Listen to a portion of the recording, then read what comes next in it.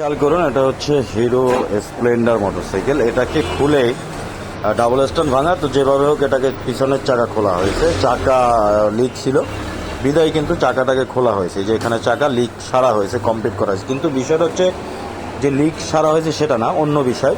যখন খোলা হয়েছে দেখুন, এই জায়গাটাতেই চাকার সাথে ড্রাম রাবার লাগানো থাকে, যেটা হচ্ছে যে স্পকেটের এই যে চেইন স্পকেট সেটটা, যেটা কানেকশন থাকে হচ্ছে চাকার সাথে। ড্রাম রাবারটি যখন চাকা খোলা হয়েছে, খোলার পরে দেখা হয়ে যাচ্ছে যে এই ড্রাম রাবারগুলো খারাপ আছে। এই যে দেখুন, এগুলো পুরো এই যে দেখুন ভেঙে গেছে।